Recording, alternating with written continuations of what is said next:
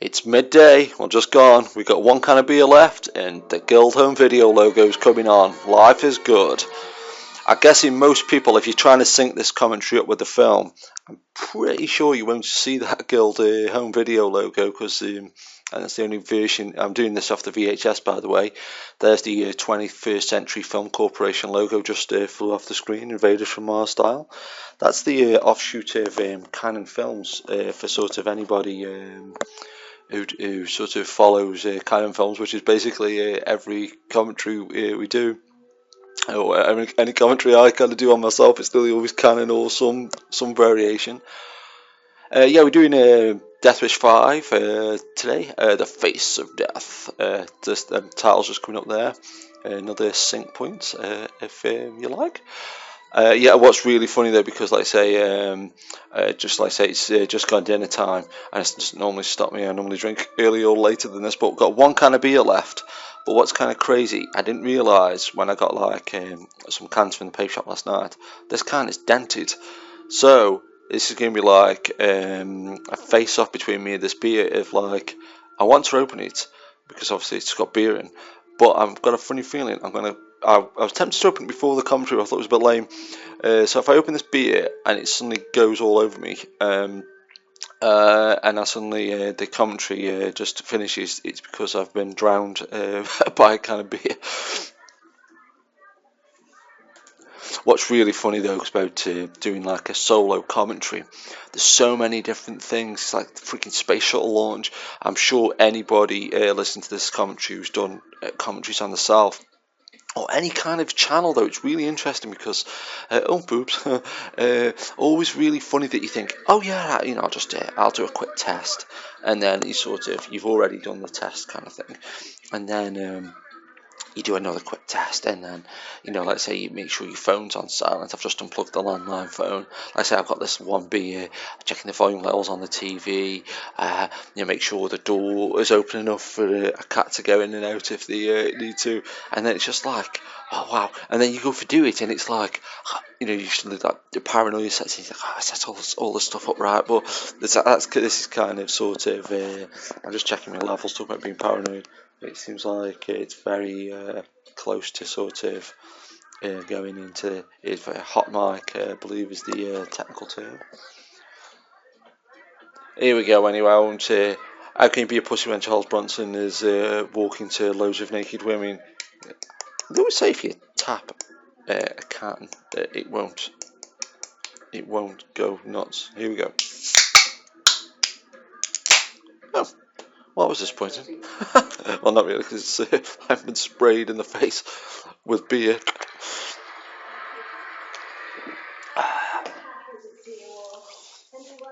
Yeah, but what's really funny as well, talking about like doing, but like you say, sort of anybody who's involved with any kind of creative medium, and don't get me wrong, doing a commentary or sort of talking about film. If you're a film fan, you can basically do it in your sleep, but it's really interesting that, like say, any kind of like sort of behind the scenes, I don't think you notice sort of like the little things like uploading this to YouTube will take like probably 3 hours or something, and then sort of just editing it together as a clip to go on YouTube and things like that. And before you get involved with anything, I think I upload a commentary to the internet, and don't get me wrong, it is quite easy in the big scheme of things. Like I say, it's not like you're some huge people, but I do think it's just worthy of a mention that, like, I think sometimes when people get content off the internet, and I'm guilty of this all the time, that you go, oh yeah, just as if it's just there, and you don't sort of think that, wow, thousands of hours of somebody's put into something, or like just a lifetime of interest in something. I think it's a kind of just I don't know why I've started to talk about that, to be honest, like I say, but once kind of to tie it in really to the Death Wish 3 commentary I did. But really fascinating that's got like I think nearly 3,000 views now or something like that. And I never thought for a second that, it kind of shows the power of these Death Wish movies, that they're still really, really popular. You know, like say I've done, done say videos recently about like say 50 Shades of Grey. Not a commentary. I might do a commentary actually because I watched that film the other day, and it's not as bad and not as good as as they made it out to be. But I feel that the Death Wish films and people like Charles Bronson generally. I know it, like you say, you could easily say, oh, it's a cult following, or like I say, the audience is at least my age and older, like sort of early 40s and older and stuff. But yeah, like I like sort of sometimes I'll do a commentary or just do an upload or a video or something. You think, oh, this will be really popular. You think, oh, it's gonna get like loads of comments. Leave a comment, by the way, guaranteed reply. Um, yeah, um, yeah. Sometimes, like before, I've done say I must have said this on commentaries before, but again, I think it's worthy of a mention. Like I did a commentary for the Val Kilmer version of The Saint. And I thought, oh, this is going to be, a lot of Val Kilmer fans. It seems like it's got a cult following. Elizabeth Shue's super hot in it. It's The Saint. It's mid-90s, so he wasn't super old. And I think even now, when I've sort of checked that on, what's the Internet Archive, I think it's called. I think even now, it's about 2 or 3 years old, and it's got like 25 downloads. And then I look at the Death Wish 3 commentary they uploaded, literally, and it's only on YouTube. It's the only place you can get it, and it's like 2,000 views, like 3,000 views, and it's like, wow. And, either way, even if people have thought, oh, it's the film and accidentally clicked on it, or people just genuinely listen to a commentary, really boggles my mind that like a film like Death Wish 3 that I'm sure most people who want to watch that film own it, and I'm really grateful to anybody who sort of listen to, if anyone listens to all the way through. Nice one. But really should guess talk about Death Wish 5 because that's why we're here. But it's kind of funny, because did it as a sort of response to my own Death Wish 3 commentary called The Ego. But it's one of these things where another sip of beer. But I guess it's always diminishing returns, or sometimes it's kind of hard to track the popularity of something, because sometimes you'll get a film that gets to part 5, like say the Saw movies or Fast and the Furious or a lot of the horror sequels, and once you get into like really silly territory of like part 7, part 8 and all that kind of stuff, a lot of horror sequels seem to do quite well. Like say Friday 13th Part 5's got a relatively big phone, or Elm Street 5, like say the Saw films and different things like this. But it's really interesting. I think a lot of action films, kind of hard to explain, but like I said, I did a video about this. I did a review, quote unquote, of the American Ninja movies. Oh, Jesus, sorry. And because they've just been released on Blu-ray, the Ultimate Collection. Oh, Jesus, sorry. And 88 films released a Blu-ray collection of American Ninja. And it wasn't until I sort of thought about it, just like, I was an American Ninja 5. But the American Ninja films, you normally see them knocking around in one guy to another, and it's a bit like the Death Wish films. You nearly always see Death Wish 1. Death Wish 2 is knocking around quite a lot on TV. Death Wish 3 is obviously everybody loves Death Wish 3. It's like if you're a fan of Charles Bronson and the Death Wish series in particular, Death Wish 3 is like the pinnacle. Death Wish 4, I know people who've seen Death Wish 4 at the cinema. Death Wish 4 is one of the first ones, possibly the very first Death Wish film I ever saw. But Death Wish 5 is this, and again, probably why, in a lot of ways, I feel like I gravitate towards films like this, is that, and really, in a way, it's kind of funny because it's almost sacrilegious to say it, but I think Death Wish 4 is better than Death Wish 3, although Death Wish 3 is incredible. But this is one of those films, I'm literally doing it off the video cassette that my dad rented. And when it was a family-run video shop, and when they were selling all their videos, like literally my dad lives around the corner from it even now, that when they were selling off all their videos, I can't remember if my dad got it, or I got it, or I told my dad to get it, or it was like, oh my god, we've got Death Wish, Death Wish film that's like, because it was like, in the time when sell-through was still quite a new thing. But I'm using it from the very video cassette that, like, sort of, me and my dad very first watched years and years ago when this film was brand new. And But it's really funny because on the one hand, even I kind of, if somebody says to me, talk about Death Wish, I'll always talk about Death Wish 3, Death Wish 4. Death Wish 2 is always this cult thing with me because it was one of the first, not the first Death Wish films I saw, but one of the first Death Wish films that I remember existing, and sort of, it's one of those, even now it's on TV a lot, and there was one, I think it was about a year ago, just complete fluke, I think I watched Death Wish 2 at my dad's, and then it was on TV, and then I watched it on TV again the next day, because I think it was on like ITV4, and they play the film 2 or 3 times in a week sometimes, so that was kind of, like I say, but Death Wish 5 is always one of them films where I feel like even I almost forget it exists, and I'm like a real big fan of sort of cult movies and sort of forgotten classics and things like that. But it's kind of interesting to me that sort of, sorry, I'm just just trying to get my mic kind of, I feel like I can see the meters getting up to the red, and I don't want it to over-deviate because there's nothing worse than when you get an over-deviating mic when you listen to like a podcast or an audio commentary or anything. Yeah, but with Death Wish 5, even I've kind of got great memories of it, like say, me and my dad renting it and stuff, and, like say, I'm always a sucker for a sequel and things like that. But I really do feel like this film deserves a little bit more a little bit more praise, really. There should be a craze for it, really. But in the fact that, like say, there Michael Parks on screen, and he was used by Tarantino and stuff in From Dusk Till Dawn and Death Proof, and Kevin Smith used him as well in Red State. But it's funny enough, proper lots of coincidence there, because I very nearly mentioned Kevin Smith because really love Kevin Smith podcast. I mean, who doesn't? Anybody who's a fan of anything really should like Kevin Smith because he's great. But one thing, and it's happened on 2 or 3 podcasts now, and I'm really surprised where the mics are over deviating. And I guess everybody makes mistakes and things like that.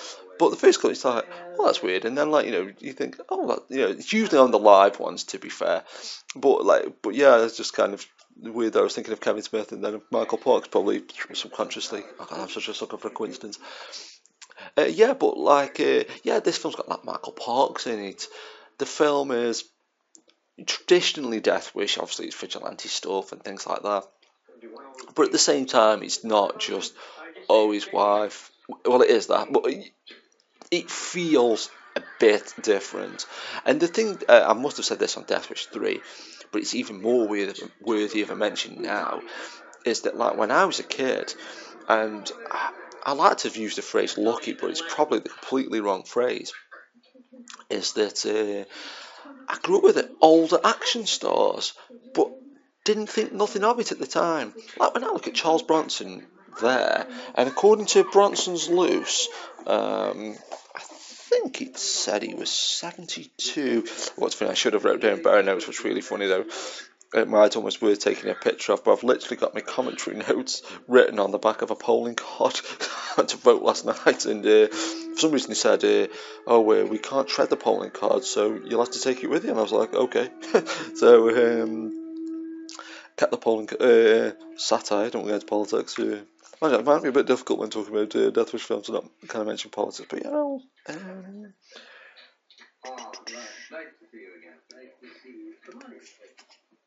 and he was.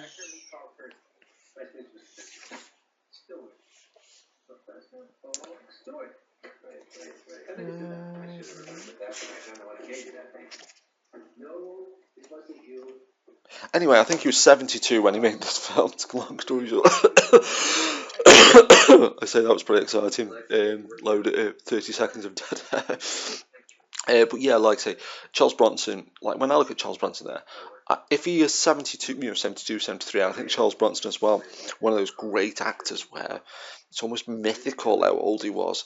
Because I've loads and loads of times you read on IMDb or in this book that like they'll be like, he was around 50 when he made this film, he was around 60 when he made this film.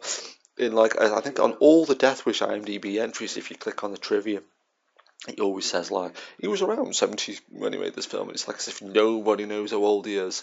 And I must have said it on the other commentary, but one of my favourite kind of jokes to do with age is in Coming to America when they said Joe Frazier was 137 years old, and I always like to think he was 137 years old because he's this kind of interesting thing about like Charles Bronson especially, but just older action stars like when Sean Connery made Never Say Never Again, or when John Wayne made Brannigan, where they almost look like they're about 50, 60, and they almost look like they're about 80, 90 as well. Like this weird kind of, you think, yeah, he's an old guy, but he kind of dead young as well. But then on the one hand, and it's, I hate talking about death, because real death, I don't mean like, vigilante, cool killing and things.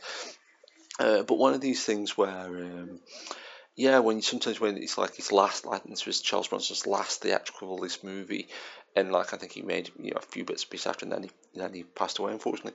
But sometimes when you think, wow, this person died a few years after this film came out, and it's, I always like to think if he had lived another 10 years, would there have been another Death Wish film? Probably, right? It is. I can't tell you. What's really funny though as well, I posted today on a YouTube clip. Could post a link to it maybe. We don't want to start this huge debate, flame war necessarily on this clip, but it was a clip of somebody I like on YouTube, and he's a British guy. And somebody had said to him, "Do you think you can do a gun spin with, like cowboy spin the gun on the finger?" And he did. It's just a 10-second clip of this guy spinning the gun, and then one of the comments said, "Oh, you British people, that cute how you don't know how to use guns and things." And I do find this really interesting sort of juxtaposition, how British people think about Americans, or Americans think about British people. And I think as much as we're different, we're so similar.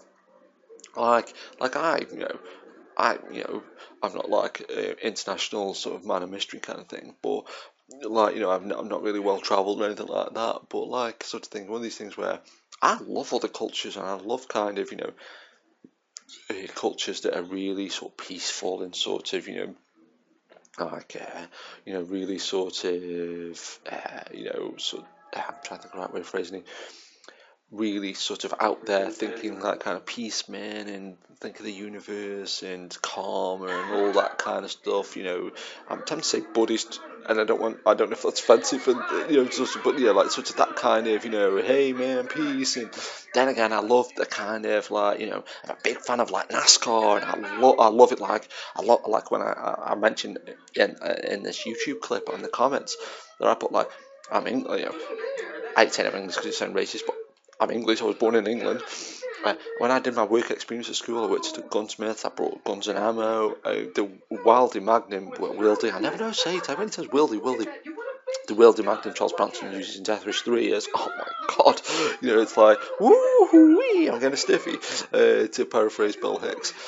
But yeah, like that. So I've got a big passion for guns, and like I love a lot of that like American sort of thing. And then but like they say, when you get British people that are like, ooh, Americans don't know how to make tea, or or Americans don't get surrealist humour, or Germans don't get this comedy, or and I never understood this kind of shorthand, and I guess I'm guilty of it a little bit, because occasionally I will think of everything Japanese being awesome, instantly. And somebody says, "Oh, look at this VHS from Japan," it's like, oh my god, or look at this Japanese Godzilla poster, it's like, oh my god, or like Okinawa, the coolest place ever, I want to go there. It's like so like say, I'm kind of guilty of it in God, so David Brent thing. It's like, yeah, I'm guilty of stereotyping, but in a good way.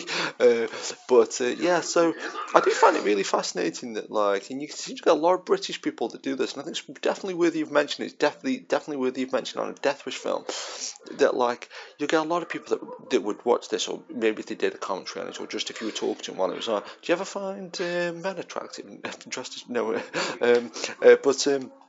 yeah, you'll get a lot of British people that are like, oh, we aren't like those Americans, and I just don't get it. And like I say, I think Dave Gorman mentioned this in his Unchained book. I must have mentioned this myself, but anybody from my generation, well, not anybody, because I think everybody thinks like this, and it's not as many people, but I think it's at least a good 60, 50, 60, 70% of people who are massive mad use of maths, that is, the difference between 50 and 70%. Anyway, I think it's at least a good, that general ballpark area is 60, 70% of people from my generation, I guess you could say Generation X, like, from Star Wars basically onwards, or, there I always use 74 because it was when I was born, that's the original Death Wish again.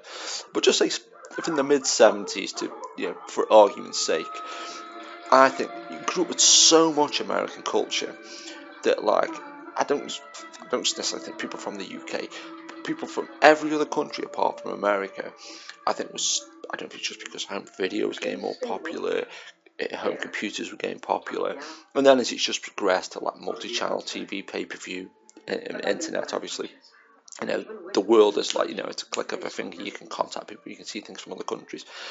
But like I say, when I was growing up, me and all my circle of friends, nearly all my family, were into American things. And I think it must be really fascinating from, say, somebody from America that don't think about that. That, like, when they go see the cinema, when they go to the cinema, they just think, yeah, I'm watching an American film. Or when they buy a record, it's by an American artist. Or when they're watching something like Game of Thrones or Netflix Daredevil, it's an American production. And I do think that's really fascinating. That, like, to me, when I think of entertainment, and I've put this in a few message boards, and I'm sure people don't believe me, and I know who cares what people think, right? And I don't really give a fuck what people think, so about the language. But at the same time, I've always thought, well, because my taste in stuff is so skewed that, like, some of my favourite films, like Count Your Convenience, nobody ever believes me. That's one of my favourite films. I think I'll have to do a commentary on that because I say people just never believe me that Count Your Convenience is one of my favourite films. But when I was growing up, or even now for that matter, if I think of watching a film, nearly always it'll be non-British, or anyway, it'll be like a Death Wish film, a Godzilla movie, a Marvel movie, Star Wars. And it's not like, oh, I don't do it because, oh, I hate British movies. Like I say, love Count Your Convenience, I love Porridge the movie, basically 70s British comedy. I like British movies, but at the same time, if somebody says to me, pick a CD to play, it'll be Van Halen, it'll be Metallica, it'll be 9 times out of 10 it will be non-British, and I just find this really fascinating thing that, like, say, if I go to the cinema, I mean, I went to see White God, excuse me, the other day, and that was a film from Hungary, but nearly always it'll be an American movie. I mean, I can literally count on both hands how many British films I've seen at the cinema. And I do think that's really interesting that, like, that just there's that weird sort of element, and I wonder if other people from my generation even think it or even pick up on it, or, like, say, I wonder if foreigners, that they think, like, yeah, everything we see is from our own country, or from America. I wonder if, like, say, if you're American, you just think, yeah, every film I've seen at the cinema is American, or, vice versa. I kind of, like, say, if you leave a comment, well, I'll do my best. I will reply to it. So I'd love to get some feedback on that. And that's one thing I'm really surprised about, actually. That Death Wish 3 commentary, and, famous last words, right? Touch wood. I am touching wood on the settee as I'm saying that. On the chair or the couch, on the on the settee, but yeah, that's one thing I'm surprised about, that Death Wish 3 commentary. Like I say, I think it's touching on 3,000 views now or something like that, and not one single comment. And I do find that interesting, even if it was literally just somebody saying, "Oh, you're talking shit," or "I thought this was the film," and that even, like, I think, which one was it? There's one commentary I did where somebody said, "There's no picture, I can't see anything," even if it's just a comment like that.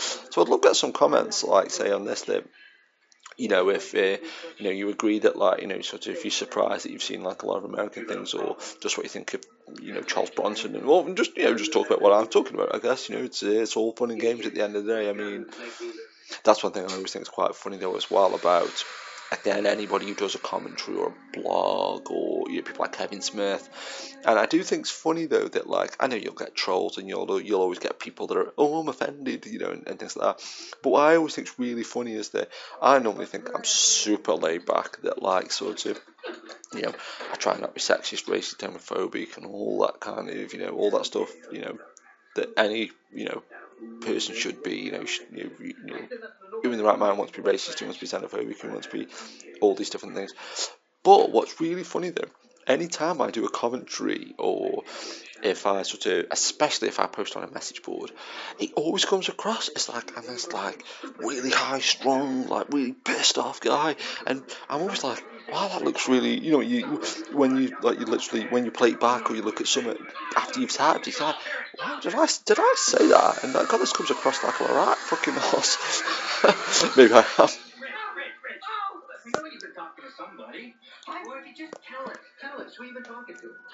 I thought it was interesting though as well, because I've been maybe 200 days away from The Force Awakens, and everybody's been raving about BB-8, and rightfully so, because it's freaking amazing. But if you haven't seen the trailers for The Force Awakens, mild spoilers I guess, but there's a robot called BB-8 that is like, looks like a ball, like a soccer ball, with an R2-D2 sort of head on top, kind of, basically a rough description of it. But as I was sort of getting ready to do this commentary, I thought it's interesting that there's one part in this where he uses a remote control football to kill somebody. And I remember thinking, I just literally about 10-15 minutes before I did the commentary, I was like, oh, it's BB-8. So it's kind of interesting to that could be a great thumbnail actually, just the remote control football and BB-8 in the same shot. What's interesting though as well, talking about like just before I did the commentary. But let's say we got like this tiny piece of paper, and I wrote down what trailers were on the tape. I always think it's worthy of, it kind of cements it. I know you can check on IMDb when it was released and things like that, but I think sometimes the trailers really sort of pinpoint it to exactly, when it come out or what kind of films we're knocking around. But on the spine to the tape, there's instead of it saying like Death Wish 5, it says coming soon, Val Kilmer, Kim Basinger, The Real McCoy. And there's actually a trailer for it on the tape, but the trailers in sequence were Boiling Point, which was a Wesley Snipes film, and then a film called Dario Argento's Trauma. But like I say, it was just playing in the background just as I was setting up. But there's one part where on the Dario Argento trailer it goes, Nicholas, and I was like, what? Because that's like there's a scene in Care Bears the movie where the evil bad woman thing, I don't know, describe it, the spirit from Care Bears the movie is trying to, get this little kid to turn evil, and she goes, Nicholas, and I was like, what? So I don't know who ripped off who. I guess because this is way later than Care Bears the movie, so Dario Argento rips off Care Bears the movie, shock. Then there's a trailer for The Young Americans. I think that was a Danny Cannon movie, and Danny Cannon is famous for two things for me: is A, he's British, and he directed I Still Know What You Did Last Summer and Judge Dredd. And there was an advert for Tix, and even though it's Seth Green was in that film. Has anyone ever seen that Seth Green film? No, because you're a person. No, I like Seth Green. That's a callback to It's a Trap. Anybody who's seen It's a Trap, the Star Wars parody, will get that. Seth Green as well, born in 1974, same year that Death Wish started. And then there was a trailer for The Real McCoy. But that's another thing that's interesting, talk about like Generation X and people born from the mid-70s onwards. But I'd like to say, I don't know if it is just because of the rise of home video and film magazines were not, but everything got more accessible and things you could watch over and over and over again. But that's something that I know, like, everybody knows certain film lines, like I'm just making sure that the computer won't go into screensaver mode or anything.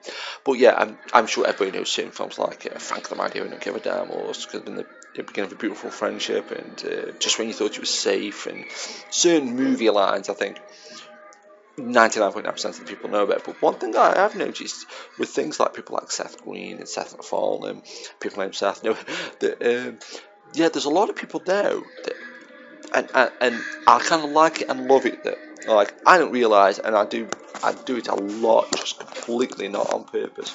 I'm just trying to get me like that sort of get so close to my face kind of thing.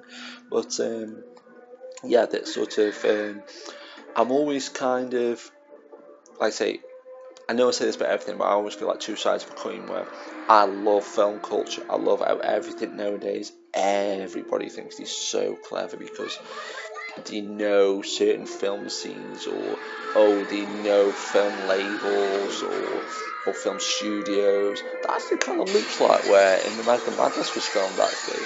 A little tiny bit, and it was just as a guy coming through a window, I guess it kind of would look like that. But yeah, I'm always in two minds that, like, say, something like Family Guy, or like, say, where I got like It's a Trap line from Red Seth Green. That on the one hand, I love stuff like that, and I love self-referential stuff, and I love memes, and I love, sort of when people will just, say a film line, and especially if it's a slightly obscure film line, and you kind of like, see what they did there, it's like a line from, say, Death Wish 3 or something, or like something like that. But the other side of that is, though, it's kind of like, say, my generation now, and especially geek culture has become this thing where everybody thinks, oh, I'm a massive nerd because, oh, I've got a Superman t-shirt, or I'm a massive nerd because, oh, I've got Lego or something. And I remember I said this on a commentary years ago, and I think it's kind of justified, but at the same time, I think it's kind of like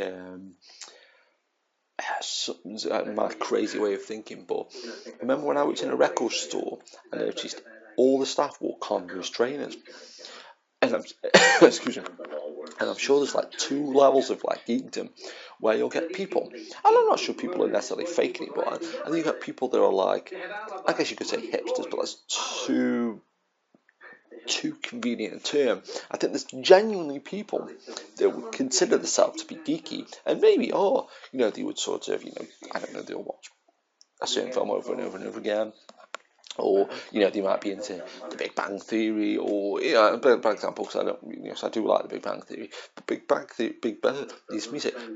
Theory is a good example, because I think a lot of the scripts, and I think a lot of the people that watch it think, oh, I'm a massive nerd because I watch Big Bang Theory, and then in the Big Bang Theory they'll have like, oh, I'm a nerd because I listen to director commentaries, or I watch Babylon 5 or something.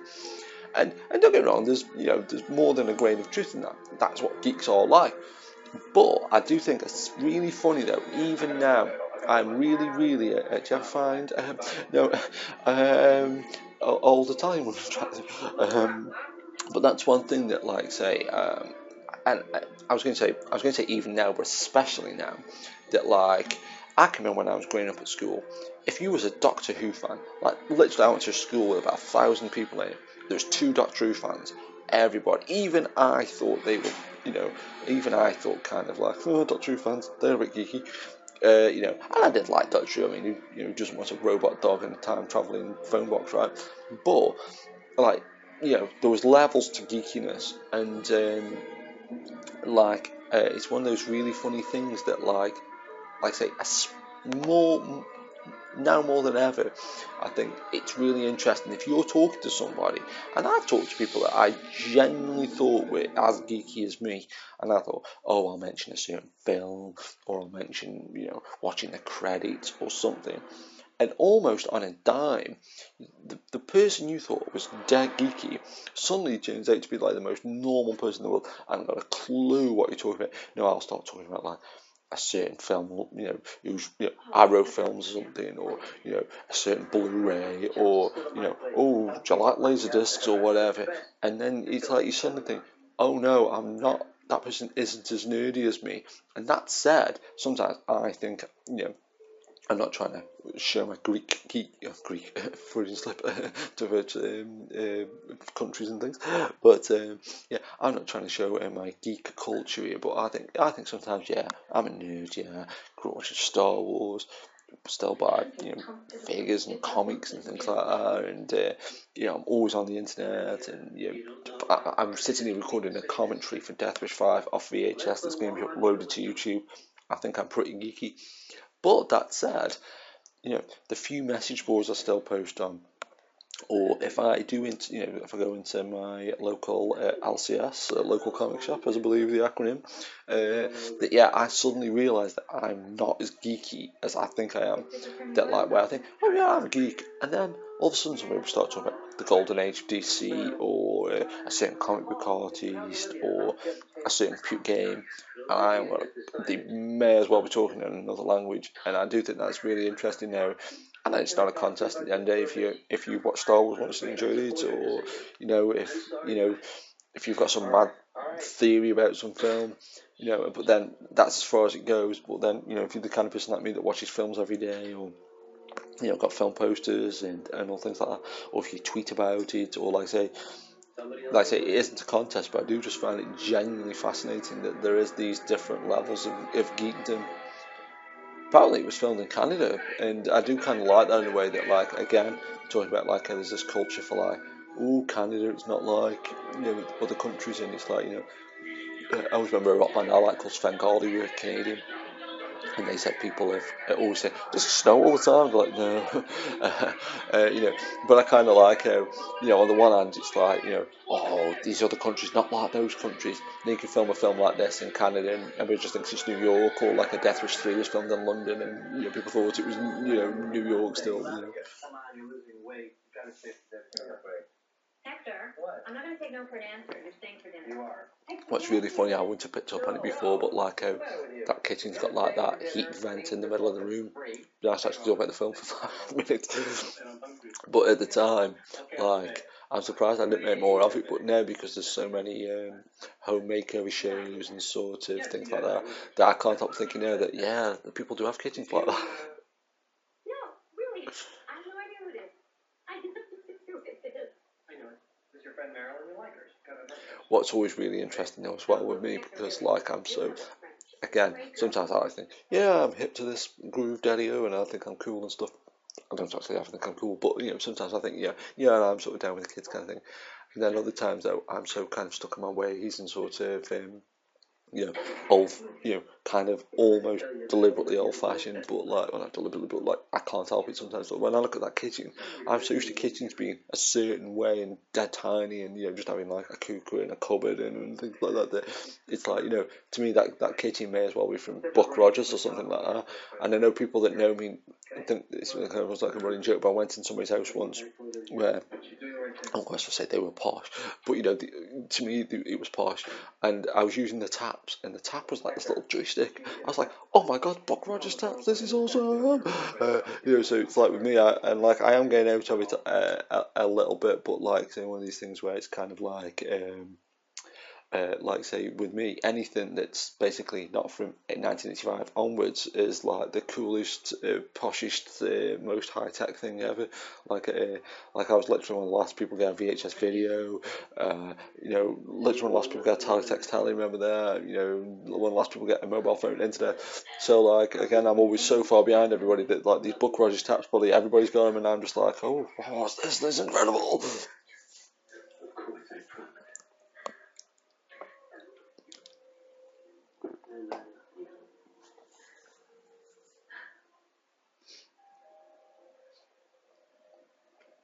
What's funny, I say this on loads of commentaries, but because usually for the first 5-10 minutes, even though I've done probably knocking on for 90, 100 commentaries or something like that, still like sometimes, especially when you're doing them on yourself, I mean when you're doing them in a group, the conversation can normally goes off, even if you're solo, they go off in completely different areas that you're not expecting. God, like it looks really familiar from Land of the Dead, or Amityville 3. I'll check that.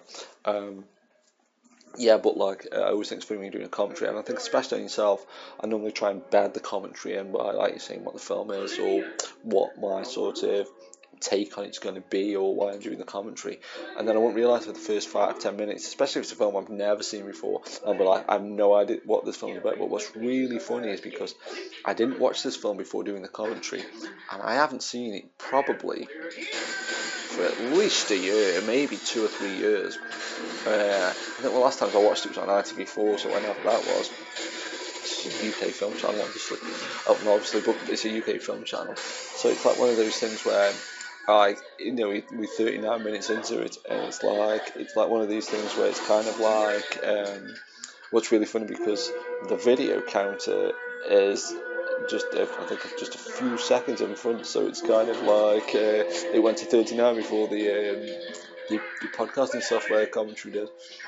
Yeah, but because I mean, obviously it's Death Wish, and something's happened to somebody who Charles Bronson knows, killing people. You don't need a master's degree to figure out what's going on necessarily. But because I haven't really been paying attention, this is almost like suddenly.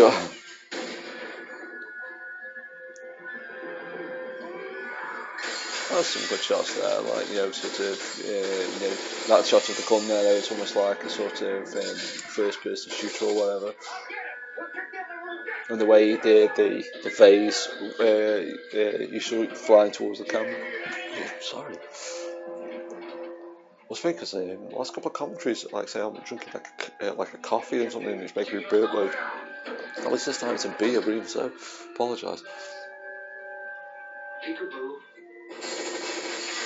That's always really interesting as well, like that. A line, just a very slight line went across the tape, and that's one thing I do always think is funny about VHS, and especially ex-rental VHS, which this is. That it's really interesting to see the bits where sound fluctuates or picture fluctuates, and it could just be a complete fluke, right? It could just be one of these things where put kind of bad videos, a bit of dirt on the tape or something. But more often than not, usually, and especially credits, I'll have to try and punch it into if it happens. But the number of times this happens, and it always makes me laugh. So I'm literally one of the few people that watches the credits. And if it's a film, if it's an ex-rental tape that's like a proper hammer, like if it's like something like a Rocky or a Star Wars or something that's just been rented out a million times, and if the picture's quite temperamental, and then as soon as the credits start, like I say, even if it's just a tape that's sort of relatively stable, and when it gets to the credits, you'll just see a line go across as soon as the credits start, as if thousands of people have stopped the tape there, and then the picture suddenly just, even if it's only 5%, you feel like that. Yeah, this part of that tape has never been played.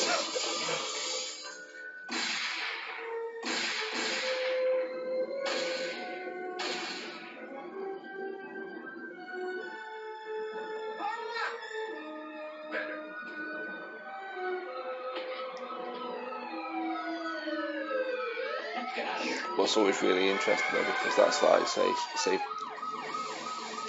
I think it's interesting with the Death Wish films that literally, I was taking a bag of change to the self-service machine yesterday, I got this Tron mug from the Disney store. I must have said it on commentaries, but it's literally one of the best things I ever bought. This huge Tron Legacy mug, and anytime I got some spare change, I put the change into the Tron Legacy mug, and then sometimes I was just running a bit short, whatever. I think, I'll get the change out of the Tron mug.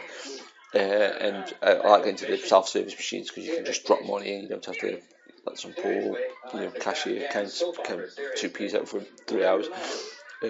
So it's like a great way of getting rid of change. But I was putting the change in like a small bag, and this was before I really knew I was going to do this commentary. And the first thing I thought was Death Wish. I was like, oh, it's like Death Wish when he's got the bag of coins. But I think, and again, I guess it's the rule of a sequel, and again, it's this love-hate relationship with meta. But like there, it's like I don't know if it's worthy of mentioning it really, but like that scene just seemed so far removed from the original Death Wish, but at the same time, it's treading this fine line between obviously action has changed a lot from the mid 70s to the early 90s. And you've got to try and you're dealing with like a 70-year-old guy. You've got to keep the action believable, but amplify it a little bit. And it's kind of an interesting thing.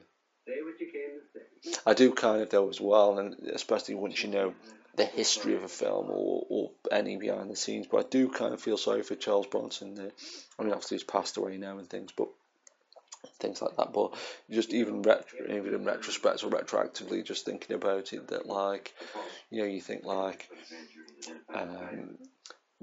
I've heard that he was this really not, obviously I don't believe he was like this vigilante guy and he was going around murdering people, but you think like he was. I've heard loads of stories where he's this really quiet guy, really peaceful and really gentle, and then the only thing not the only thing, but one of the things he's massively remembered for is these hugely violent vigilante action movies. That must have been a weird thing, and I do kind of I always use the phrase feel sorry for, but I do feel sorry for famous people when they've got a reputation for being one thing and the complete reverse of that. I think I must have said this on a commentary. I can obviously done so many commentaries, but again, I think it's really if I mention that, you know, like people like in soaps or wrestlers, I use the phrase feel sorry for, but always feel sorry for that, like, you know, these bad guy wrestlers, they're always being slagged off, especially, you know, in the early days, like British wrestling and things, you know, you get like the baddies that were like, you know, dead nice in real life, then you get the goodies that were like proper arseholes and stuff.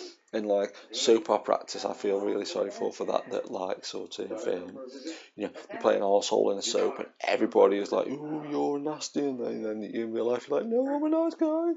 But then again, if you're stupid enough to think that's what they like in real life, I guess, what can you say, right? What did you say? I don't know. I couldn't hear him. Start to mumble like yours. I couldn't hear him. What? What's really interesting as well, talking about like meta and analysing or over-analysing, as the case may be. But I love it. And that's another thing there as well. I know this is almost a common fact. It's not, you know, sort of, you know, I guess you just see it with your own eyes if you're watching this in sync. But there, Charles Bronson running, and you know that's one thing. As much as, you know, like I'm just drinking a beer now. As soon as I finish this commentary, I'm going to do a pizza. Some reggae sauce, I think. Yeah, so I'm not the bastion of health, and I don't mind smoking. I'll smoke the odd cigar every now and once in blue moon and stuff. So I'm not the bastion of health, but I do love the fact that people like Charles Bronson, like he was sent to do that running. Apparently, and again, you know, it's in the Bronson's Loose Book, and I think it's, yeah, again, you know, a well-known fact in air quotes that he could still do 100 press-ups, and you know, it is unbelievable, really, to think he was still that healthy. Oh yeah, but you know, sort of, like I say, talking about over-analysing and, you know, meta and things. But he's been punched in the face by Charles Bronson. But the fact that this is called Death Wish 5, so it's already got the word death in there, and the subtitle is called The Face of Death. And again, I know it's kind of fashionable now, again, you know, sort of in quotes, but I know, like, you know, to sort of think, oh, Charles Bronson's a super badass, and he is, or in my mind he is, but the fact that you know you're dealing with some kind of spectacular, brilliant movie when it's a 6 word title, not counting number 5, and it's bookended by the word death twice. I mean, that's quite cool. One thing about this film, and I don't get ahead of myself here, but again, obviously, when this film was new, that like sort of, you know, you wouldn't think, oh, Charles Bronson's going to be dead in a couple of years, but like I absolutely love the end line in this, where it's like, oh, if you need me, just call me, and you're like, oh, he's still out there. Must have something else to go on, and our hands are tied. At least like time with you guys. That's one thing though. That said about the action getting crazier. I mean, if that's kind of that really does look like New York. But yeah, that's interesting about Death Wish, the way, like, you know, like I say, he started off with just like a sock full of coins, and then, like, you know, moved on to like a handgun, then, like, you know, sort of 2 guns, and then, you know, the wieldy gun. That's, like I say, right, yeah. The wieldy gun from like Death Wish 3, and then he's got a huge like machine gun in like Death Wish 4, and then now it's sort of scaled back there to just a normal revolver, like 6 shooter. What all time is carried there. A bit matter.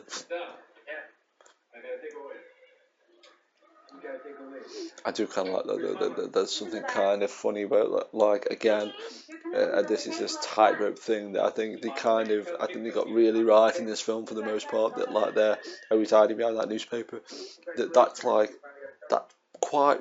That's quite funny. That I think, like, you know, you wouldn't get a lot of action stars that are like that would do something like that. But the thing as well, what I love about Charles Bronson, and especially, like I say, is I've noticed myself doing it a little bit, but I was just wearing like really ordinary clothes. But obviously Charles Bronson makes them like total badass, like, but like you get like a lot of action stars that are like, they have some sort of amazing, like, you know, sort of badass, like, you know, shoes on, or huge belt buckles, and like there, Charles Bronson just look like a man, but like I say, he's got all this baggage of, like, you know, that like I know he's Charles Bronson, and, you know, obviously it's Paul Kersey in the film and everything, but like in a way he's like that. He's like the most ordinary looking man in the world that is like this huge kick-ass action star. turn into a blimp. What's really funny though as well, because this is like, and again, I think a lot of people are like this, but you can watch one thing and not batter an eyelid, and you can watch another, but like anything that's like this where, like I can watch like somebody having a head cut off, somebody being blown up or something, and it literally does not bother me. And then somebody doing something like this, and it's like, oh, it's gross disgusting. Are you okay? Vicky? I usually find this well, usually be a scene like this where, again, it doesn't really bother me, but it'd be like, you just come in with like a huge plate of food, you're like, oh, not now.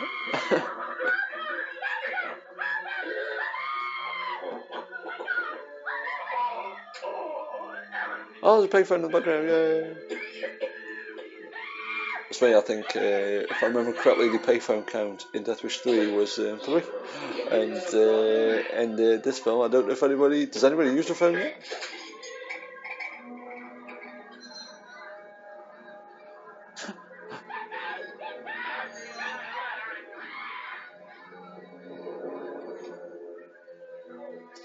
What's funny, then just on that paper said like City Final, and then even things like that, that's, I think, so funny that like print media is like really struggling, for want of a better phrase, in the fact that like I can't believe sometimes it's just literally in the space of 10 seconds a payphone, which again is so rare now, and then there was newspapers that used to have 2 editions printed in the same day. Unbelievable. Mind you, do they still have early and late editions of most papers? No. They might be like a second printing sometimes, it would be classed as a separate edition. Jeff.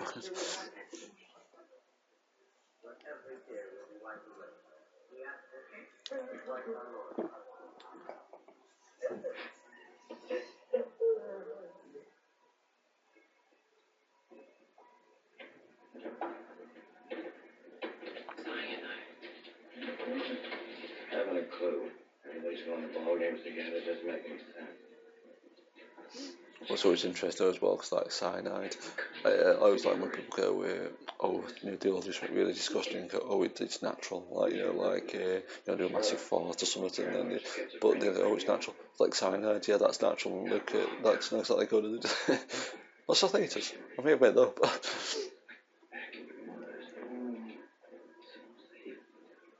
Hey.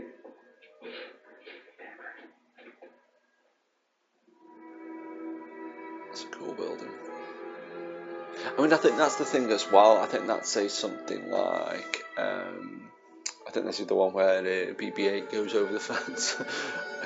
But this is, say, the thing as well, where I think, like, say, restrictions sometimes can be such positive, and it's something that took me a real long time to sort of, even a few people say it, and just generally just seeing examples of it. But the way this film must have been made for no money in real terms, in terms of how much films cost to make, especially theatrical release movies that got released all around the world. But when you think though, some of the locations are brilliant. Like you say, the buildings are really cool, and like say, some of the kills are really interesting, creative, and things like that. And I think that's like something there. Again, I think that sometimes just because a lot of work's gone into something doesn't mean something necessarily should just be praised up. But that said, it's one of these things though where I think when people worked on a budget and probably this film was filmed in 2 weeks or something, it's not bad. Gem fine.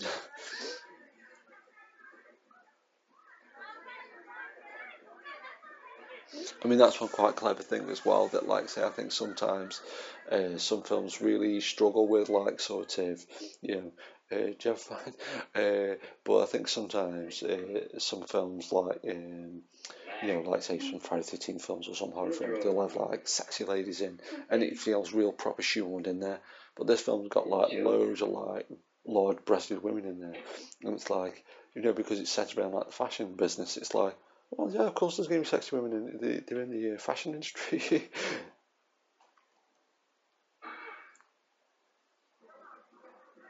Something wrong? Just keep at it. Well, nothing's happened anything. Hey, shit out of you and lose your head. Take a hike. Always kind of like that though, where you see scenes where the audio's been dubbed on at a later date, and it's like you think, God, why would they say that in front of that person? You're like, oh no, it's alright, they filmed it completely different times. Again, talking about Kevin Smith, and there's that famous scene in Clerks where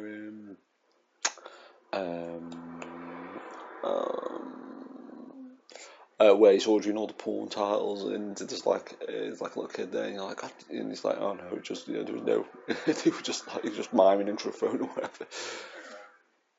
Are you ticklish? You want to talk to your mother if you do this stuff? Oh, what do we have here? Guns. Well, guns.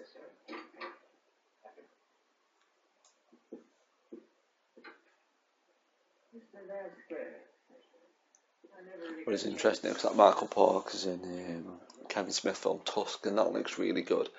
Got round to seeing that yet. I don't know if you'll have get a proper release in this country. Well, got a problem. Ever hear the name Paul Kersey? Vigilante killer a few years ago. Oh yeah. That was your ex-wife's boyfriend. Professor. No, he's Paul Kersey.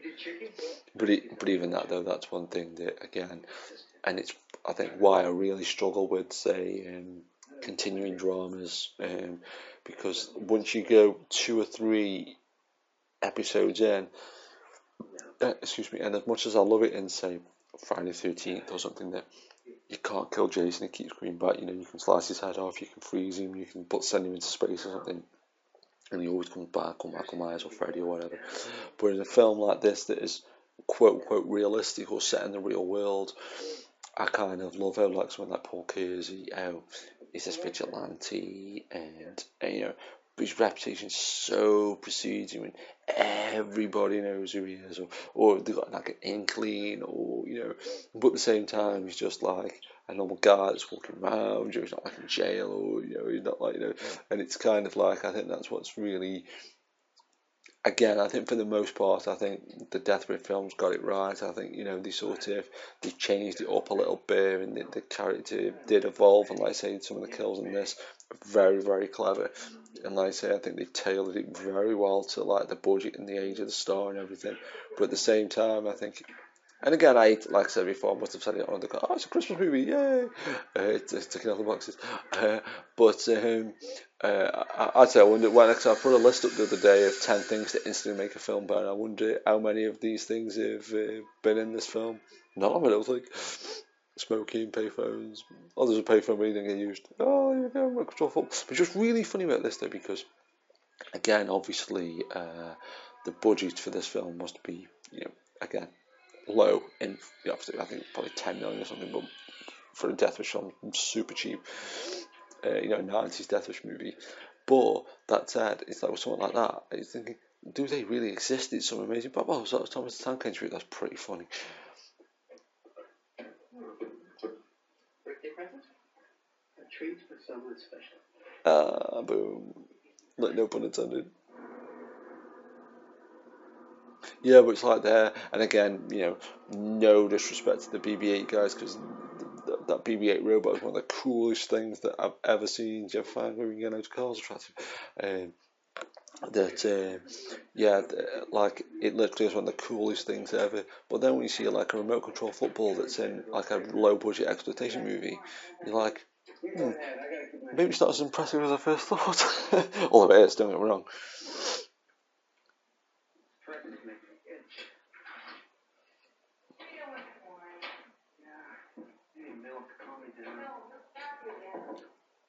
That woman went out with no clothes on.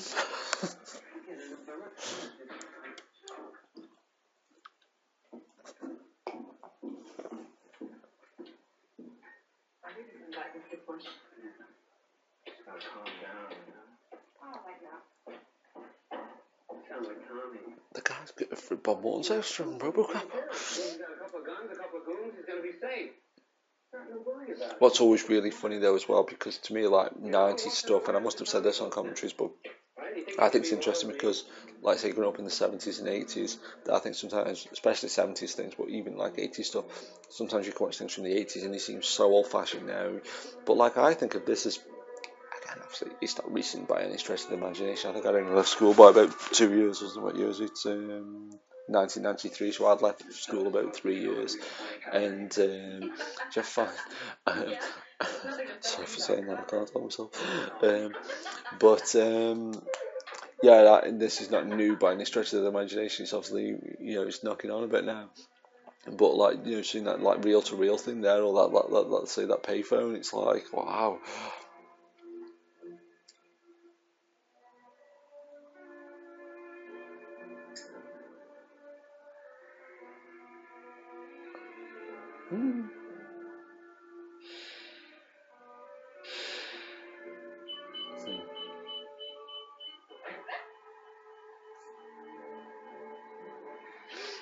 What's funny though as well, because I think I saw it the same day, or it could have been the same day when I got the American Ninja Blu-ray set. But I noticed there's a DVD box set of all 5 Deathwish films, and like I say, even though I'm kind of, in a way, I'm sort of want to scale back my DVD collection in a way, because my bedrooms can only take so many DVDs. But I don't mind. I'm trying to think. I mean, I've got all 5 Deathwish movies on video, but it might be nice to get the widescreen versions, because as much as I love VHS and things like that, it would be good to sometimes see them where they're meant to be shot and everything. Especially at least just once, and maybe give the DVDs away or something. Well, I've obviously seen them in widescreen, on TV and things.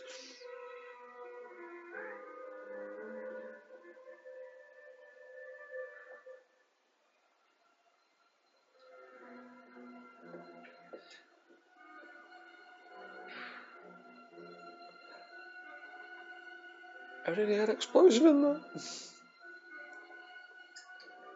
Hey, Freddie.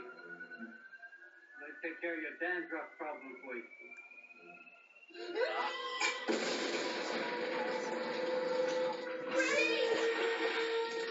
That, and again, not, again, it's one of those things where, I know people that say stuff like this sometimes you just want to punch me in the face, but I've literally seen Charles Bronson kill a man with an exploding soccer ball. The man is just set on fire for a good 30 seconds, and it was intercut with scenes of a naked woman going in for a bath. Films don't get made like that very often anymore. I think I've said before, but one thing, and again, I normally think I'm quite good with stuff like this, that I gotta let a lot of stuff slide, and when people say, "Oh, it took me out of the film and stuff," I'll go with a lot. But fake newspapers, I don't know why. There may as well be a giant arrow on the screen pointing at that newspaper saying, "That looks dead fake."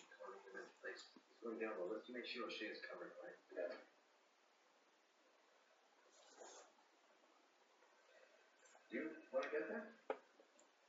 Why they can move the bucks. Always the worst when you've only got one beer though, and it's like, no, I've got a quarter of a can left. We've been looking all over for you. Oh, you can't take the law into your own hands. You're in a lot of trouble. You gotta let me help you. No, you can help me. Yes, he's on a payphone. Get in there. Well, I could not tell you what, brilliant. Honey, I gotta get off the phone. Plot thickens.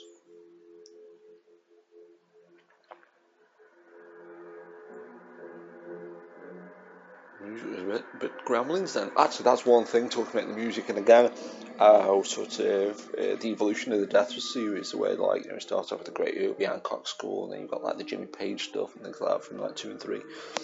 But like this music in this is, and especially when I meant to say, say Guns, what I was saying when we first started, but I meant to say when the opening titles come up with very, very cool, like, and again, I love exploitation stuff, and I love like things that I hate using the word cheesy. I didn't want to use the word, but a lot of people would say listen to say the score for Your Eyes Only, or say some of the Death Wish music, go, ooh, that's cheesy. But I love stuff like that. And I don't think it's cheesy, I think it's just freaking great music, to be honest. But the music in this, if you just played this score to somebody, I don't think people would think it was Death Wish 5, to be honest. Oh,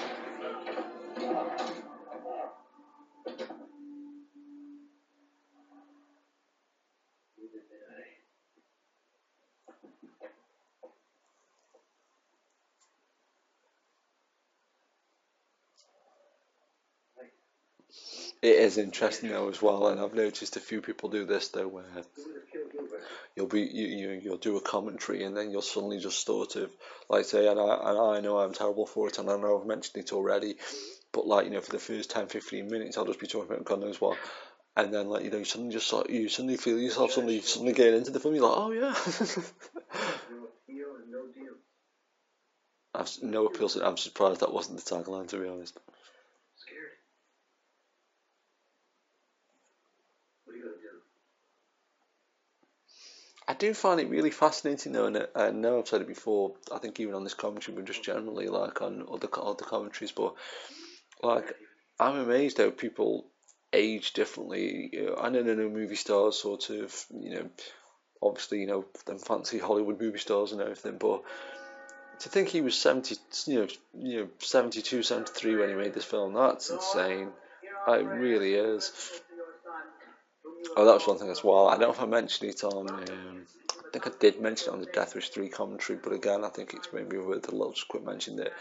How much it reminds me of like Daredevil, though. The way, like, Matt Murdock as a lawyer, Paul Kersey's an architect, two kind of respectable jobs, and they're both vigilantes. And the first Daredevil, well, the Daredevil movie, the 2003 one, very much reminds me of Death Wish. And then because Matt Murdock's a Catholic, that the way this has had a couple of churches and it's just got that interesting sort of ping ponging back and forth of like, oh yeah, it's like Daredevil or vice versa. Our Lord Jesus Christ. Where are you going, my children? Do you find mannequins attractive now? Do you know what though? This is one thing. That's one thing as well. And again, I don't want to be one of these people, but like people that moan about PG-13 movies being, not as violent or more violent or whatever. And people that say they're more violent, but I think, I'm one of the few people that you can get away with quite a lot of PG-13. But that's one thing though, when you do see something that's an 18 or an R, an unashamedly rated R film, I think sometimes you'll get people that like deliberately try and just be like, oh, Sharknado 2 or Snakes on a Plane, that's just not new. But that kind of mentality of, let's just be mental and have like, people exploding or whatever, or, like Human Centipede 3 where, it's like, 300 people sewn together or something. And that's all fine, I've got nothing against it really. But I think something like this, what's interesting, because if this film was just on in the background, I know it couldn't be on in the daytime, but just say if I walked in a TV shop now and this film was on, I wouldn't necessarily think, oh, it's some crazy exploitation movie that it's super violent and super crazy. But then, like say, like some of the things that have happened in this, it's like there's loads of sexy models in it. There's people taking drugs. There's people exploding in it, and things like that. But it feels natural. It feels not natural. That's probably the wrong phrase. But it doesn't feel forced. It doesn't feel fake. And I think that's such a fine line where, like again, like I say, I think, like I say, I'm not trying to praise myself up, but like I do think I let a hell of a lot more slide than most people do. I'll watch a stupid scene and go, oh okay, or I'll watch some crazy acting and go, oh okay. But I do think a film like this, it's almost becoming, not quite, but it's almost becoming a little bit of a lost art that you can't just get a normal film. It's, like I said, because to release a film in any kind of proper capacity, I mean, I know anybody can just, film something on YouTube or, for your friends or something. But if you're trying to do anything legit, like, get it on Netflix or release it to the few video shops and record shops and things that, that kind of, people that still sell DVDs and Blu-rays and things, if you're trying to release it to any kind of legit release, I think nowadays there's always got to be some kind of wink and a nod, or they've got to have some thing to draw you in one way or another. But like say a film like this, that it just feels like a real thing. It feels like a tangible sort of. I'm probably explaining this really terribly, but like say I'm not saying oh, excuse me, oh nowadays, because I say there has been films in this ilk that have been released recently. They're good. Excuse me, like the new Denzel Washington version of The Equalizer, very much in the same mould of, it's like, I think it's an 18, and well, anyway, it's violent, but it feels real, it feels normal. So like I say, I'm not saying that it doesn't happen now, or it's not beyond the realms possibility that it doesn't happen. Did that sound going past very death wishy, if you did, death wishy. But yeah, I feel like this film is just, it's like almost you can fall asleep watching this film, or it's great like hangover movie where you wake up one morning and think, oh, I shouldn't have drunk all that booze, but it's like a film like this is like, it just feels,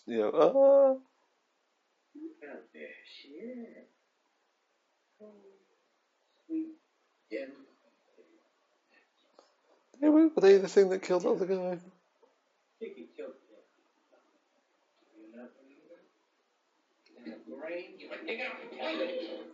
I mean, what is kind of crazy though, that I think that's the thing where I say I'm always amazed, and especially when you sort of get a bit older and a bit cleverer. Well, that doesn't really happen to me on both occasions, no well. But yeah, that like something like there, like this sort of like that domestic abuse type stuff, it's almost. And that's the funny thing about the death. Like I say, you could say about a lot of things, but obviously talking about Death Wish because that's what we're watching. That like kind of they're the bits that are they're the most unsettling parts. Like I think most people think of Death Wish, you think of the cool guns and Charles Bronson and vigilantiness and that, and then it's like, oh, people get raped and murdered in it, and it's like, oh, it's a shame. It's just, there's just again this weird sort of ping ponging back and forth that like in a way I get stupider as I get older, and it's also one of those things where I mean, I even now, to be fair, I'm kind of stretching the point really, but like, oh, Jag's always cool, but like again, kind of equaliser thing. Oh, look at that! Oh, there's that Ford over there. Kind of that. There's a certain Ford you always see in American things, and it always like, oh, there's that car. Yeah, but I could watch anything as a kid, and apart from like the very first time I saw RoboCop or Salem's Lot, and no, it freaked me out dead bad. But I could watch like action and violence, and I just like water over ducks, that kind of thing. But it's really funny, like now, like I say again, if it's just like getting a little bit older, to be like, car chases is dangerous, or that nice switch up.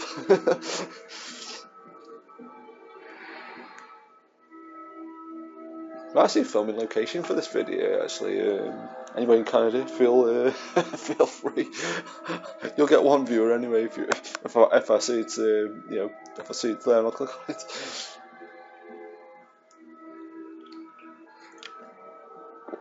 Ruby is going low. Hey, sweetheart. Oh, Connie. Yeah, I got Chelsea. Get everybody ready. We're on our way. Again, that's what's kind of funny as well, and this is a really really hard thing to explain. But there's certain times when I've watched a film, and sometimes, because I think sometimes you think, oh, for watching an exploitation film, it's got to be 3 o'clock in the morning, and you've got to be completely hammered, and you're eating like a leftover pizza or something. And don't get me wrong, I think sometimes exploitation films completely fit into that mold. It's like, there's nothing like watching like, sorry about that, for you to send me loan on, it's not the mic. Yeah, but some films just do completely fit into that sort of, like, say, that real proper. You can't imagine watching any other time apart from 3 o'clock in the morning. Like, and sometimes I've gone to the cinema, you've had a few beers, and you almost think this is the perfect way of watching a film.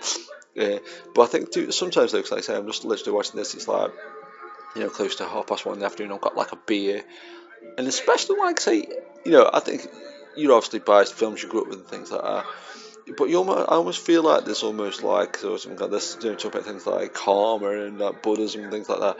This all sounds so mental, but I almost feel like, say, especially if it's on TV, like say sometimes if you're just watching a video like now and it's like, you know, just gone on past 1 and, you know, you're just chilling out and stuff. But one thing I do quite like, say if a film like this was on Sky and it was on it like 1 o'clock in the afternoon, and it's only ever happened a couple of times, but I really love this. It's almost like a magical thing, and it's really, you know, it seems weird to things like mad, you know, like, you know, sort of some kind of, you know, almost like, you know, when you're a little kid, you get like the optimus prime for Christmas. You're like, oh my god, oh my god, oh my god. But I really love, like, say, if a film like this, make a long story even longer, right? Gautreaux. But no, that was a quote from Gautreaux, not second off Gautreaux. Yeah, but make a long story even longer. But like, I really love if like this film's on TV. And your second screen in it, so like, you know, on your phone or you've got your laptop or whatever. And I love, like, say, sometimes I'll go on IMDb and I'll say, oh, Death Wish 5's on Sky right now. And very, very occasionally somebody will reply and go, oh, yeah, I'm watching this well. I think it happened about a year and a half ago. And I got a couple of beers in. I think Brewster's Millions was on. It might have been Film 4, I'm not 100% sure, but it was on one of the, it was on a TV channel, it was just on. And I posted, oh, Brewster's Millions on, anybody who just stopped this as well. And someone replied, said, yeah, I'm watching it as well. And I love that kind of thing where you're like, or you can picture it in your mind that, like, I wonder if other people are watching this film, or I wonder if other people are doing similar things. And the one thing I've always loved, and one thing I've really liked, and don't get me wrong, even though I'm not exactly a party animal, one thing, if somebody said to me, Friday, Saturday night, oh, do you want to go for a beer or something, or, you know, do you want to party, play some loud music on a Saturday or something like that, you think, yeah, okay, that's kind of cool. But one thing I really love to do, that, like, say, obviously it's Friday afternoon, so it's kind of like, you know, some people finish early on Fridays, like work days and things like that, but just say, for argument's sake, it was like Wednesday at 11:30 in the morning, I don't think there's anything better than if you've got like a few beers in and you're watching something like Death Wish 5, like say 11:30 on a Wednesday or Thursday, and it's dinner time, and you know that like 50, 60, 70% of the population are doing dead shit things, like they're at work or school, and you just like kicking back watching like a brilliant movie, drinking a beer. And I like say, you know, like I say, I can understand why people like, you know, like say New Year's Eve or Halloween or Bonfire Night, or you know, July the 4th, and things like that, different events. I can see why the appeal of like, you know, like I say, you know, sometimes, you know, brilliant situations when you know everybody's doing, like on a Halloween, there's something really cool about when, especially when it starts getting a bit dark, you know, 5, 6 o'clock at night, and you know it's all starting to kick in then, like, you know, trick or treating and things like that. But I really love that kind of, again, I've always been a bit sort of, you know, going against the grain just for the sake of it, you know, sometimes on purpose, sometimes not. But I do genuinely think, like I say, you know, I'm probably stretching the point, and I'm probably, you know, maybe something like a massive pisshead or whatever, but I definitely think there's something really, really cool about just that, like, you know, watching a film like this in the afternoon feels right to me.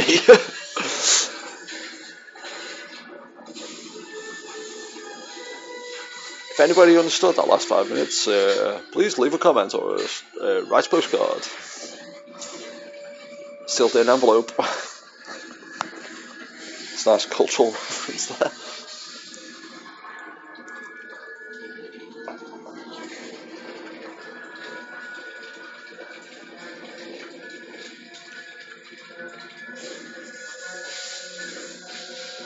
And that's one thing though as well, and again, even a mannequin on fire. Wasn't a mannequin, it was meant to be a person.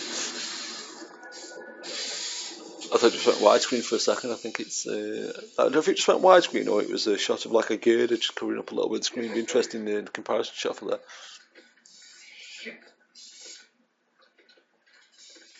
Yeah, but that's one thing as well, because as much as there is some really cool stuff out there, like Expendables and things like that, like, again, one thing slightly modern action films do, and again, you can't generalise how because there isn't some that do, but all the explosions in this look legit, all the blood in this looks legit, like, you know, no and this is not this is not a diss against CGI, because I'm one of the few defendants of CGI. I think there's some amazing uses of CGI, and I even like the CGI in the prequels, Star Wars prequels, and I like the CGI in Transformers movies, and I think there's some incredible CGI artists out there. Nothing pisses me off more than when people think you just punch a couple of buttons and you get some incredible 1,000 polygon line, incredible 4K CGI model of something. People just think just done like that. But one thing I think action films, any action film that's got CGI blood in it or CGI explosion, again, not completely terrible because I love the Expendables movies. Stands for Expendables 3, which is terrible, really. How can I not see one Stallone smoking on the poster in this day and age, slipping in the old age? Anyway, yeah, but I think any action film that uses CGI, not in a really cool way, just doesn't sit right with me, and I can't really explain because, like I say, I'm not against CGI. I think there's some incredible CGI, even from things like Tron Basil Grimm's Detective, which is open to debate. But yeah, like some of the really early uses of CGI, like Westworld and even the original Star Wars. Right through till some of the incredible things, like Peter Jackson King Kong and Avatar, and some excuse me, I'm not a huge fan of Avatar, but the that world and gravity, things like that. That there's incredible uses of the technology, but action films, it's just I don't know. It's a shame. Not unless it like it takes away some of the legitimacy. I think especially if it's like a cool action stunt and you've literally got somebody like flying off a building and it's just not really no safer. And I'd love to know why they did it, because especially something like say Expendables, they're going for this throwback quality to like also like an old 80s action movie and stuff. And then to use CGI blood just seems. And it's relaxing. Again, it says like I'm some kind of commentator at the moment, but love to get people's viewpoints on, and not just CGI sucks, because that's complete bullshit. Because like I say, anybody who knows anything about films, or I should say, anybody who doesn't know anything about films doesn't realise just how much CGI is out there, how much stuff shot digitally nowadays, and to completely get rid of like CG would be not impossible, but it would take because most people don't choose on film anymore and things like that. So you would have to go back so far, in terms of to correct it, So it's like to say when people CGI sucks, I just don't realise just how much CGI people have actually seen. That said, I do love an old action movie.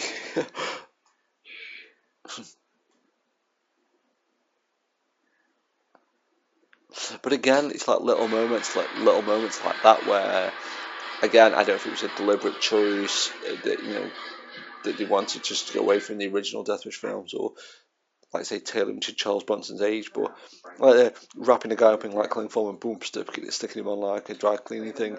It just feels that little bit different, bit quirky. There's the poster shot. I say poster shot. It's an image on the back of the box. What's funny? There's two images there. There was just, oh my god, Charles Bronson, and then there's a shot of him being pushed into the acid bath. But what's really funny about things like that, because that's one of these things where, like I said before, people nowadays think they're all, I'm dad's film savvy, and I did 6 months of film studies at college and stuff, and so sometimes I think, oh yeah, I know about film, and that, but then you get people now going, they show you the ending on the back of the box, or or they kind of laugh at the fact that he's falling into a bath of acid. It's like, life this acid here, and it's kind of, there is a kind of inherent funniness to it, and at the same time, again, it's that thing where I think people have got to be so careful with stuff like that, because I watched the Rageaholic review of Halloween 5 again, because I really think he was spot on when, I like a lot of Rageaholic stuff, but it'd be interesting to watch his review of Halloween 5. I watched that the other day for reading stuff. It'd be interesting to watch his review of Death Wish 5 again, because just see how he mentioned the soccer ball thing and the acid bath thing.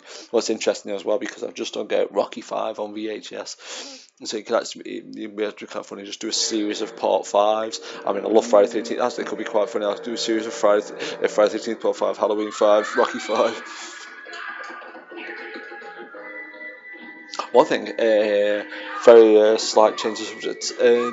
Anybody who's into Friday the 13th, the new Mortal Kombat game, Mortal Kombat 10, I believe, or Mortal Kombat X, has got a downloadable from the 12th of May, a downloadable Jason, and I read something so cool, if it's true, I don't know if it is true or not, well, I read something really cool that it said, if two people pick the Jason, for this new Mortal Kombat, like Jason vs Jason, oh, what a great idea for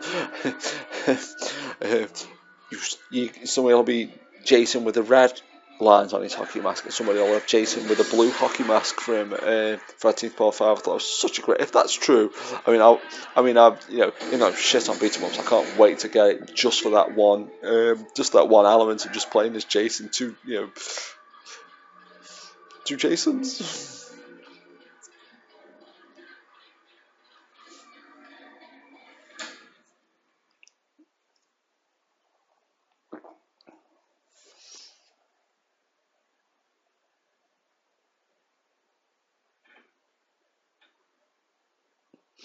It's kind of interesting though, is what one thing though this said, and I've said this on commentaries before, but the one thing I do think is amazing though, like I say, and again, things like Star Wars is a perfect example. But I think when Star Wars first came out, I really thought so different than anything else that's ever come before. And I always feel like films change so much from that point on.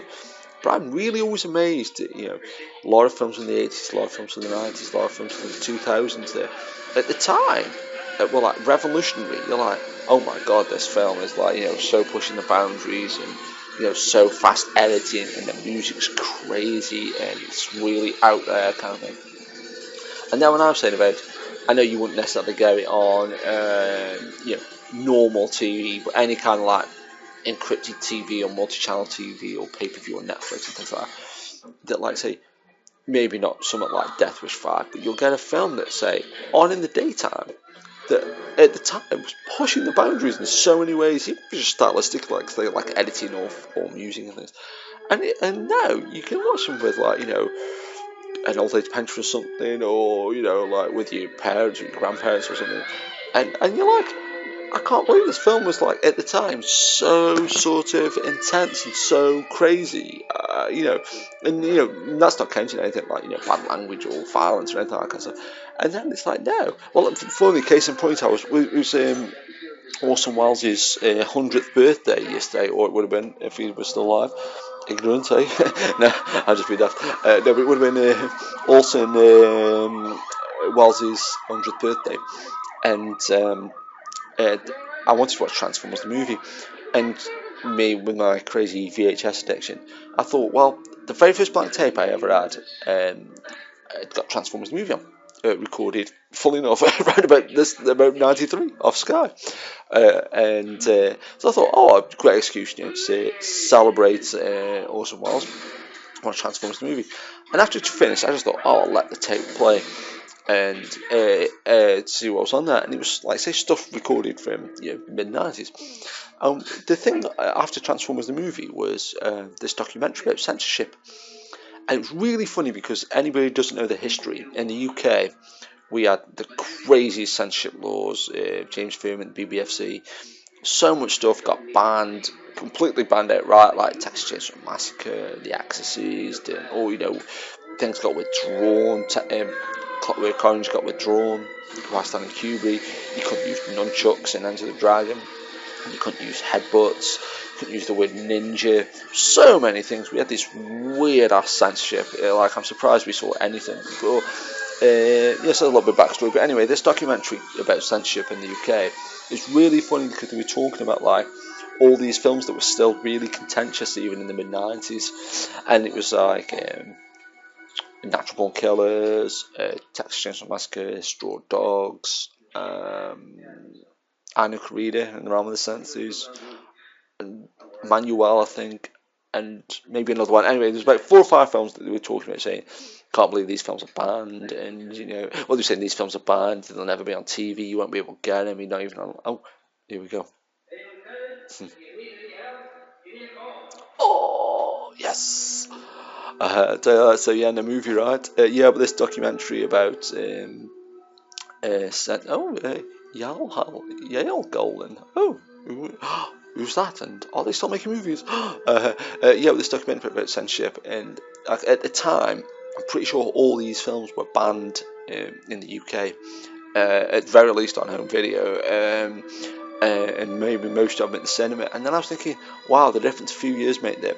I'm pretty sure all these films on this documentary were either released, or you could just literally go down the local supermarket and buy them. If it was on sale there, you could just pick up Texas Chainsaw Massacre and The Exorcist or whatever. And I was like, wow.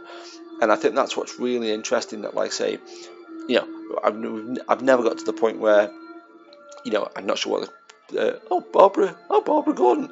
Well, there's the there's the random crew member there, Barbara Gordon. That's another vigilante, right? Depending on your point of view. Yeah, but I can't believe, I don't know what the term for it is in America, but normal TV that just gets piped into your house in this country now, because there's no analog TV anymore.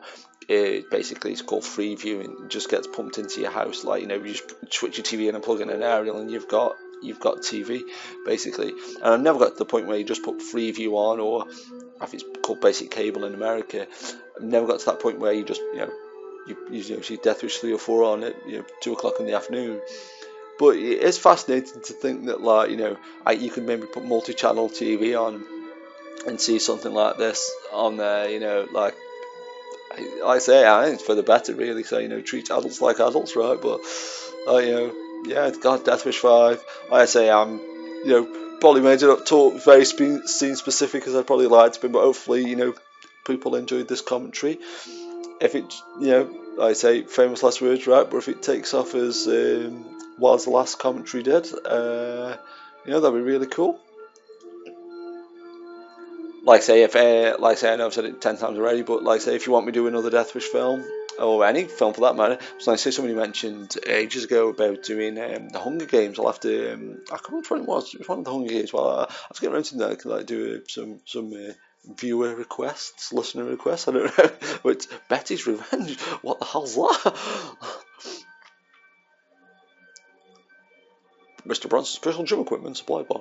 That's it's the recorder in ultra stereo. It wasn't good enough. Death Wish 5, The Face of Death, a 21st century film. Thanks for listening, everybody.